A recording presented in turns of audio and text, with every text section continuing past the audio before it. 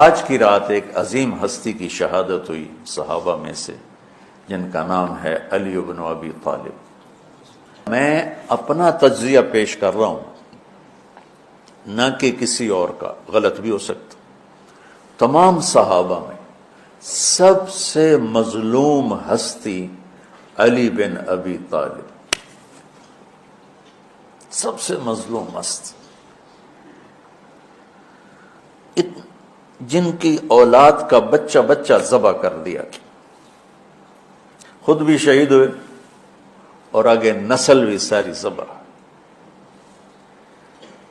آج کی رات 21ویں روزے حضرت علی رضی اللہ تعالیٰ عنہ پر حملہ ہوا، شہید تو پھر 2 دن کے بعد ہوئے، موت تو 2 دن کے بعد واقع ہوئی، لیکن 21 کی رات تھی۔ علی بن ابی طالب بن عبد المطلب بن ہاشم بن عبد مناف بن قصی بن کلاب بن مرہ بن کعب بن لوی بن غالب بن فہر بن مالک بن نضر بن کنانہ بن خزیمہ بن مدرک بن الیاس بن مدر بن نزار بن معد بن عدنان بن اوت بن حمیسہ بن سلامان بن عوس بن بوز بن قموال بن ابی بن عوام بن ناشد بن حزا بن بلداس بن یدلاف بن طابخ بن جاحم بن ناحش بن ماخی بن عیفی بن عبقر بن عبید بن الدعاء بن حمدان بن سمبر بن یثربی بن یحزن بن یلحن بن انعوا بعیزی بن زیشان بن عیسر بن اقناد بن ایہام بن مقصر بن ناحث بن زارع بن سمی بن مزی بن عود بن عرام بن قیدار بن اسماعیل بن ابراہیم بن آذر بن ناحور بن سروج بن رعو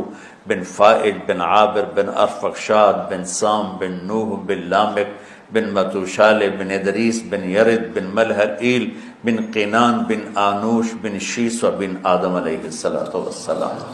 آج ہمارا جی چاہ کہ میں امیر المومنین کا نسب بیان کروں کہ آج ان کی شہادت کی رات ہے، شہادت کا دن ہے، کہ جب اہل شام نے الگ حکومت اپنی قائم کر دی، حضرت علی کے مقابلے میں اپنی حکومت کا اعلان کر دیا تحکیم کے فیصلے کے بعد، اور اس پر خوارج کی ایک جماعت بن گئی، الگ ہو گئے، جنہوں نے پھر بڑی خوفناک جنگیں کی، بڑے زمانے تک وہ مسلمانوں کو نقصان پہنچاتے رہے۔ تو 3 خارجی اکٹھے ہوئے کہ جتنا فساد ہے نا، اس کی جڑ ہے ایک عمر بن عاص اور معاویہ بن ابی سفیان اور علی بن ابی طالب رضی اللہ تعالیٰ عنہ۔ ان تینوں کو قتل کر دو، فتنہ ختم ہو جائے گا۔ تو عمر بن عاص اس دن آئے ہی نہیں، وہ مصر کے گورنر تھے، فجر کی نماز، تو جو ان کی جگہ آئے وہ مارے گئے، شہید ہو گئے۔ معاویہ رضی اللہ تعالیٰ عنہ پر اس نے وار کیا، لیکن وہ سر سے پھسل کے کمر پہ جا کے لگا اور کمر چھل گئی، لیکن اللہ نے زندگی بچا لی۔ تو عبد الرحمن بن ملجم جس نے حضرت علی کو شہید کیا، یہ آیا ہوا تھا کوفے میں، تو لوگوں نے کہا امیر المومنین یہ اس کے ارادے اچھے نہیں نظر آتے، تو اس کو ہم پکڑ نہ لیں۔ فرمان لگے تو مجھے پھر اللہ کی ملاقات کیسے ملے گی؟ میں تو تم میں نہیں رہنا چاہتا، میں تو اللہ سے ملنا چاہتا ہوں۔ حضرت علی کے ساتھیوں نے بڑی بے وفائی کی، بڑی بے وفائی کی، اس لیے میں کہہ رہا ہوں مظلوم ترین ہستی۔ بسر بن ابی ارطاط نے یمن پہ قبضہ کر لیا شام کے لشکر کی طرف سے، اور حضرت عبید اللہ بن عباس رضی اللہ تعالیٰ عنہ کے 2 بچے اپنے ہاتھوں سے ذبح کیے، جیسے بکرا ذبح کیا جاتا۔ آل رسول کے 2 بچوں کو، میں صنعاء میں اس مسجد میں گیا، وہیں ان کی قبریں موجود۔ تو حضرت علی بے قرار ہو کے نکلے کہ چلو اہل شام کے خلاف جہاد کریں، اور باہر شہر سے باہر جا کے خیمہ لگایا رات کو۔ صبح دیکھا تو ایک آدمی بھی نہیں آیا ہوا تھا، اکیلے تھے۔ تو پھر بڑے دکھی دل کے ساتھ واپس آئے اور اپنی داڑھی کو پکڑ کر کہنے لگے تو کب رنگین ہوگی؟ ایک دفعہ بیمار تھے تو کہنے لگے یا رسول اللہ مجھے لگتا ہے میری موت کا وقت آ گیا۔ میں نے کہا نہیں، تیری موت آئے گی جب اس خون سے یہ رنگین ہوگی، جب تیرے سر کے خون سے تیری داڑھی رنگین ہوگی، اس وقت تیری موت آئے گی۔ تو اس جملے کو یاد کر کے کہتے تو کب رنگین ہوگی، تو کب رنگین ہوگی۔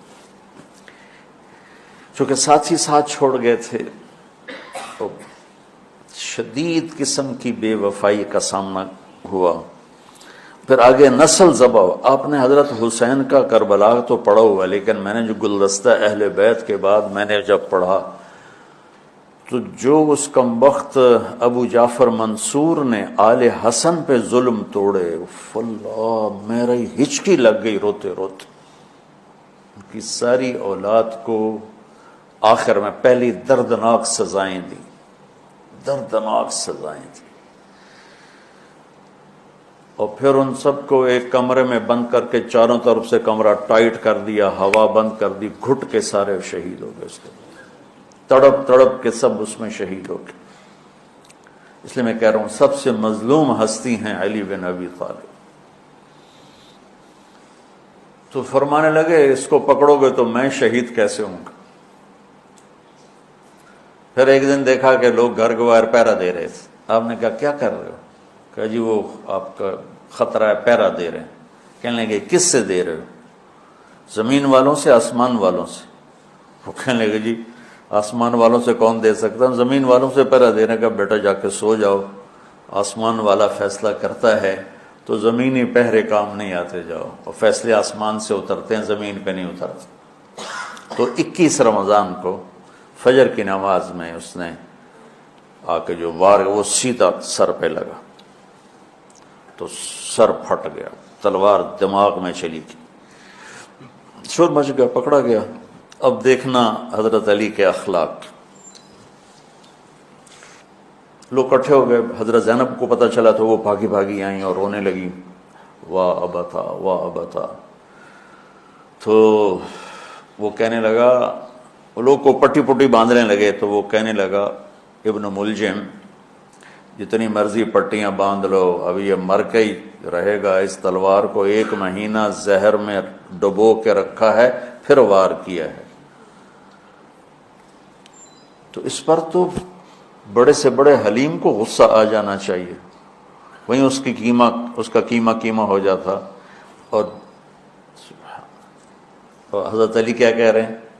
بھائی اس کے لیے نرم بستر بچھاؤ، اس کو گرم گرم کھانا کھلاؤ، اسے ٹھنڈا ٹھنڈا پانی پلاؤ۔ اگر میں زندہ رہا تو میں خود فیصلہ کر لوں گا مجھے کیا کرنا ہے، اور اگر میں شہید ہو گیا تو پھر پہلی میری درخواست ہے کہ اسے معاف کر دیں۔ یہ بتانا چاہتا تھا، اسے معاف کر دیں، اور اگر اسے میرے بدلے میں قتل کرنا چاہو تو پھر اس کو تکلیف نہ دینا، بس ایک ہی وار سے اس کی گردن اڑا دینا، اسے تکلیف نہ دینا۔ اللہ اکبر۔ آپ پڑھیں گے نا صحابہ کی سیرت تو سب سے زیادہ فضائل حضرت علی کے، سب سے زیادہ مقام اور مرتبہ تو ویسی جیسے خلفائے راشدین۔ سارے صحابہ اللہ کے ہاں مغفور محبوب، ان میں سے 10 مقرب ترین ابو بکر، عمر، عثمان، علی، طلحہ، زبیر، سعد، سعید، ابو عبیدہ بن جراح اور عبد الرحمن بن عوف۔ پھر ان 10 میں سے 4 محبوب ترین جو خلفاء بنے، پھر جیسے ان کی خلافت کی درجہ بندی ہوئی ایسے ان کے مقام اور مرتبے کی درجہ بندی ہوئی، لیکن فضائل سب سے زیادہ حضرت علی کے ملتے ہیں۔ اور یہ ایک فضیلت جو حضرت علی کو اللہ کے نبی نے سنائی، ہاتھ پکڑ کر یوں اپنے سینے کے قریب لگا کے فرمایا، اَتَرْضَىٰ أَن يَكُونَ مَنزِلُكَ مُقَابِلَ مَنزِلِي فِي الْجَنَّةِ، علی تو راضی ہے جنت میں تیرا گھر میرے گھر کے سامنے ہوگا۔ تو حضرت علی رونے لگے کہ نہیں حضرت میں راضی، میں راضی۔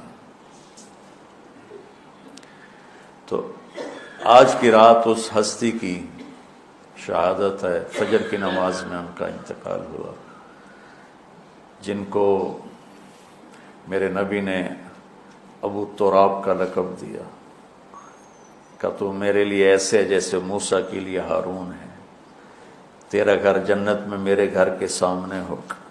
پھر آپ نے اپنی بیٹی فاطمہ سے کہا فاطمہ تو میں یہ دونوں حسن حسین اور یہ جو سویا ہوا ہے، حضرت علی جاگے نہیں، وہ سوئے ہوئے تھے، یہ جو سویا ہوا ہے ہم پانچوں آخرت میں ایک ہی جگہ پر ہوں گے، اکٹھے ہوں گے۔